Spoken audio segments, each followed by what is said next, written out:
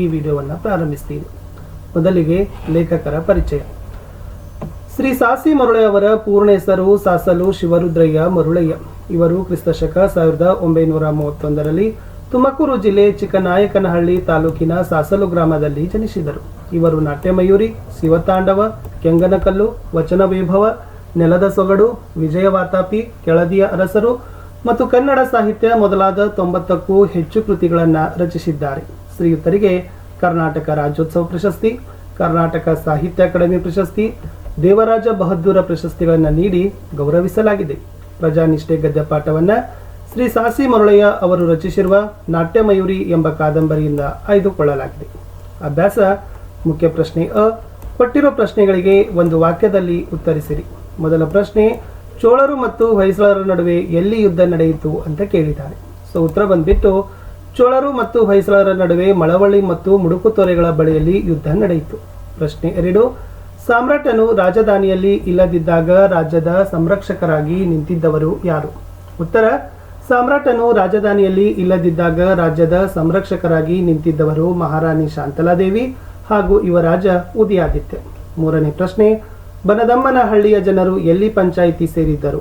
ಬನದಮ್ಮನಹಳ್ಳಿಯ ಜನರು ಊರಿನ ಬನಶಂಕರಿ ದೇವಾಲಯದ ಮುಂಭಾಗದ ಕಟ್ಟೆಯ ಮೇಲೆ ಪಂಚಾಯಿತಿ ಸೇರಿದ್ದರು. ಪ್ರಶ್ನೆ 4, ಬನದಮ್ಮನಹಳ್ಳಿಯ ಪಂಚಾಯಿತಿಯಲ್ಲಿ ಯಾರ ನಡುವಿನ ನ್ಯಾಯ ತೀರ್ಮಾನವಾಗುತ್ತಿತ್ತು? ಉತ್ತರ, ಬನದಮ್ಮನಹಳ್ಳಿಯ ಪಂಚಾಯಿತಿಯಲ್ಲಿ ಬೀರಣ್ಣ ಮತ್ತು ಈರಣ್ಣನ ನಡುವಿನ ನ್ಯಾಯ ತೀರ್ಮಾನವಾಗುತ್ತಿತ್ತು. ಮುಖ್ಯ ಪ್ರಶ್ನೆ ಆ. ಕೊಟ್ಟಿರೋ ಪ್ರಶ್ನೆಗಳಿಗೆ 3-4 ವಾಕ್ಯಗಳಲ್ಲಿ ಉತ್ತರಿಸಿರಿ. ಮೊದಲ ಪ್ರಶ್ನೆ, ತಲಕಾಡಿನ ಲೂಟಿಯ ವಿಚಾರದಲ್ಲಿ ವಿಷ್ಣುವರ್ಧನನ ನಿಲುವೇನು? ಉತ್ತರ, ವಿಜಯದ ದಿನ ಮೈಮರೆಯಬಾರದು. ಎಷ್ಟೇ ಸ್ಥಾನಮಾನ ಪದವಿ ಪ್ರಶಸ್ತಿಗಳು ಲಭಿಸಿದಾಗಲೂ ಮಾನವ ತನ್ನ ಮಾನವೀಯ ಗುಣಗಳನ್ನು ಗಾಳಿಗೆ ತೂರಿ ಬಿಡಬಾರದು. ಸೆರೆ ಸಿಕ್ಕ ಸೈನಿಕರ ಮೇಲೆ, ಸಾಮ್ರಾಜ್ಯದ ಮೇಲೆ ದೌರ್ಜನ್ಯ ನಡೆಸಬಾರದು. ಗೆದ್ದ ರಾಜ್ಯದ ಜನರೆಲ್ಲ ತಮ್ಮವರೆಂದೇ ಭಾವಿಸಿ ಶಾಂತಿ ಕಾಪಾಡಬೇಕು ಎಂಬುದು ತಲಕಾಡಿನ ಲೂಟಿಯ ವಿಚಾರದಲ್ಲಿ ವಿಷ್ಣುವರ್ಧನ ನಿಲುವಾಗಿತ್ತು. ಪ್ರಶ್ನೆ 2, ಬನದಮ್ಮನಹಳ್ಳಿಯ ದೇವಾಲಯದ ಮುಂದೆ ಯಾವ ವಿಚಾರವಾಗಿ ಚರ್ಚೆ ನಡೆದಿತ್ತು? ಬೀರಣ್ಣ ಎಂಬುವನು ಈರಣ್ಣ ಎಂಬುವನಿಗೆ 2 ವರ್ಷಗಳ ಹಿಂದೆ ಹೊಲವೊಂದನ್ನು ಮಾರಿದ್ದನು. ಈರಣ್ಣ ಆ ಹೊಲದಲ್ಲಿ ಉಳುಮೆ ಮಾಡುವಾಗ ಒಂದು ಕೊಪ್ಪರಿಗೆ ಬಂಗಾರ ಸಿಕ್ಕಿತು. ಅದನ್ನು ಈರಣ್ಣ ಪೂಜೆ ಮಾಡಿ ಬೀರಣ್ಣನ ಮನೆಗೆ ಹೋಗಿ ಅವನಿಗೆ ಒಪ್ಪಿಸಿದನು.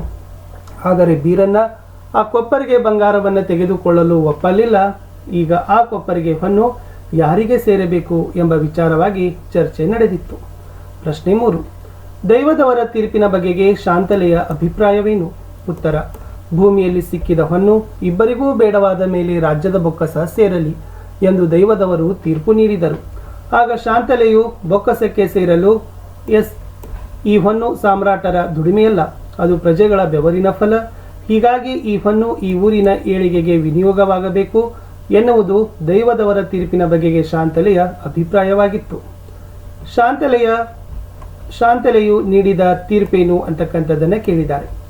ಭೂಮಿಯಲ್ಲಿ ಸಿಕ್ಕಿದ ಹೊನ್ನು ದೈವದ ದುಡ್ಡು. ಇದು ದೇವ ಕಾರ್ಯಕ್ಕೆ ವಿನಿಯೋಗ ಬೇಕಾದದ್ದು ಧರ್ಮ. ಹಾಗಾಗಿ ನಮ್ಮ ಸಂಸ್ಕೃತಿಯ ಶ್ರೀಮಂತಿಕೆಗೆ ಸಾಕ್ಷಿಯಾಗಿ ಒಂದು ಕಲಾದೇಗುಲವು ದ್ವಾರ ಸಮುದ್ರದಲ್ಲಿ ನಿರ್ಮಾಣವಾಗಬೇಕು. ಅವಳಿ ದೇವಾಲಯಗಳ ಶಿಲ್ಪಕಲೆ ಹೊಯ್ಸಳರ ಶೈಲಿಗೆ ಮಾದರಿಯಾಗಬೇಕು. ಮೇಲಾಪುರಿಯ ಚನ್ನಕೇಶವ ದೇವಾಲಯದಲ್ಲಿ ಲಾಲಿತ್ಯವಿದ್ದರೆ ದ್ವಾರ ಸಮುದ್ರದ ದೇಗುಲದಲ್ಲಿ ಭವ್ಯತೆ ನೆಲೆಗೊಂಡಿರಬೇಕು. ಅಂತಹ ಒಂದು ಕಲಾಪೂರ್ಣ ದೇವಾಲಯಕ್ಕಾಗಿ ಈ ಹೊನ್ನು ವಿನಿಯೋಗವಾಗಲಿ ಎಂಬುದು ಶಾಂತಲೆಯ ತೀರ್ಪಾಗಿತ್ತು. ಮುಖ್ಯ ಪ್ರಶ್ನೆ ಈ. ಕೊಟ್ಟಿರೋ ಪ್ರಶ್ನೆಗಳಿಗೆ 8-10 ವಾಕ್ಯಗಳಲ್ಲಿ ಉತ್ತರಿಸಿರಿ. ಮೊದಲ ಪ್ರಶ್ನೆ, ಚೋಳದೊರೆ ಕುಲೋತ್ತಂಗನು ಹೊಯ್ಸಳರ ಸಾಮ್ರಾಜ್ಯದ ಮೇಲೆ ಯುದ್ಧ ಸಾರಲು ಇದ್ದ ಕಾರಣ ಹಾಗೂ ಪರಿಣಾಮವನ್ನು ವಿವರಿಸಿರಿ. ಹೊಯ್ಸಳ ಸಾಮ್ರಾಜ್ಯದ ಪ್ರಗತಿಯು ಚೋಳದೊರೆ ಕುಲೋತ್ತಂಗನ ಕಣ್ಣು ಕುಕ್ಕಿತು. ದಿನೇ ದಿನೇ ಪ್ರವರ್ಧಮಾನಕ್ಕೆ ಬರುತ್ತಿರುವ ವಿಷ್ಣುವರ್ಧನ ಭೂಪಾಲನನ್ನು ಸದೆಬಡಿಯಬೇಕು ಎಂಬುದು ಕುಲೋತ್ತಂಗನ ಹವನಿಕೆಯಾಗಿತ್ತು. ಪ್ರಚಂಡ ಆಶಾವಾದಿಯಾಗಿದ್ದ ಕುಲೋತ್ತಂಗ ಅಖಂಡ ಭರತಖಂಡದ ಒಡೆತನವನ್ನು ಬಯಸಿದ್ದನು. ಹೀಗಾಗಿ ಅವನು ತನ್ನ ರಾಜಪ್ರತಿನಿಧಿಯಾದ ಆದಿಯಮನನ್ನು ಪ್ರಚೋದಿಸಿ ದ್ವಾರ ಸಮುದ್ರದ ಮೇಲೆ ಕಳುಹಿಸಿದನು. ಪ್ರಚೋದನೆಗೊಂಡ ಆದಿಯಮನು ದೊಡ್ಡ ದಂಡಯಾತ್ರೆಯನ್ನು ಕೈಗೊಂಡನು. ಈ ವಿಷಯವನ್ನು ಗುಪ್ತಚಾರರಿಂದ ತಿಳಿದ ಹೊಯ್ಸಳೇಶ್ವರನು ಸಕಲ ಸೇನಾ ಸಮೇತನಾಗಿ ಯುದ್ಧವನ್ನೆದುರಿಸಿದನು. ಶಕವರ್ಷ 1038ನೇ ಇಸ್ವಿಯಲ್ಲಿ ಮಳವಳ್ಳಿ ಮತ್ತು ಮುಡುಕುತೊರೆಗಳ ಬಳಿಯಲ್ಲಿ ಘನಘೋರ ಯುದ್ಧ ನಡೆಯಿತು. ಹೊಯ್ಸಳರ ಕೈ ಮೇಲಾಗಿ ಚೋಳ ಸೇನೆ ಕಂಗಾಲಾಯಿತು. ಯುದ್ಧದಲ್ಲಿ ಆದಿಯಮ ಮಡಿದನು. ತಲಕಲಾಡು ಕೋಟೆ ಸುಲಭವಾಗಿ ವಿಷ್ಣುವರ್ಧನನ ಕೈವಶವಾಯಿತು.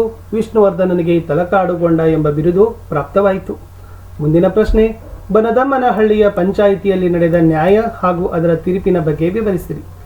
ಬೀರಣ್ಣ ತನ್ನ ಹೊಲವೊಂದನ್ನು 2 ವರ್ಷಗಳ ಹಿಂದೆ ಈರಣ್ಣನಿಗೆ ಮಾರಿದ್ದನು. ಈರಣ್ಣ ಆ ಹೊಲದಲ್ಲಿ ಉಳುಮೆ ಮಾಡುವಾಗ ಹೊನ್ನು ಸಿಕ್ಕಿತು. ಅದನ್ನು ಆತ ಬೀರಣ್ಣನಿಗೆ ಒಪ್ಪಿಸಲು ಹೋದನು.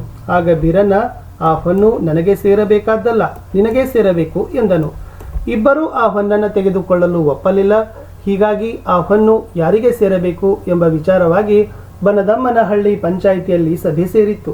ವಾದ ವಿವಾದಗಳು ನಡೆದು ಕೊನೆಯಲ್ಲಿ ದೈವದವರು ಇಬ್ಬರಿಗೂ ಆ ಹೊನ್ನು ಬೇಡವಾದ ಮೇಲೆ ರಾಜ್ಯದ ಬೊಕ್ಕಸ ಸೇರಲಿ ಎಂದು ತೀರ್ಪಿತ್ತರು. ಆಗ ಮಾರುವೇಷದಲ್ಲಿದ್ದ ಶಾಂತಲೆ ಆ ತೀರ್ಪನ್ನ ಒಪ್ಪಲಿಲ್ಲ. ಕೊನೆಗೆ ಮಾರುವೇಷದಲ್ಲಿದ್ದವಳು ಮಹಾರಾಣಿ ಶಾಂತಲೆ ಎಂದು ತಿಳಿದು ಜನರು ಸಂತಸಪಟ್ಟರು. ಆಗ ಶಾಂತಲೆ, ಈ ಹೊನ್ನು ದೈವಕಾರಕ್ಕೆ ವಿನಿಯೋಗವಾಗಬೇಕು. ನಮ್ಮ ಸಂಸ್ಕೃತಿಯ ಶ್ರೀಮಂತಿಕೆಗೆ ಸಾಕ್ಷಿಯಾಗಿ ಕಲಾ ದೇಗುಲವೊಂದನ್ನು ದ್ವಾರ ಸಮುದ್ರದಲ್ಲಿ ನಿರ್ಮಿಸುವುದಕ್ಕೆ ಈ ಹೊನ್ನು ವಿನಿಯೋಗವಾಗಲಿ ಎಂದು ತೀರ್ಪು ನೀಡಿದಾಗ ಜನ ಒಕ್ಕೊರಲಿನಿಂದ ಒಪ್ಪಿಗೆ ನೀಡಿದರು.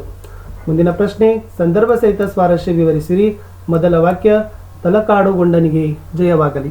ಆಯ್ಕೆ, ಈ ವಾಕ್ಯವನ್ನ ಸಾಶ್ರೀ ಮರುಳಯ್ಯ ಅವರು ರಚಿಸಿರುವ ನಾಟ್ಯಮಯೂರಿ ಕೃತಿಯಿಂದ ಆಯ್ದ ಪ್ರಜಾನಿಷ್ಠೆ ಎಂಬ ಗದ್ಯಪಾಠದಿಂದ ಆರಿಸಲಾಗಿದೆ.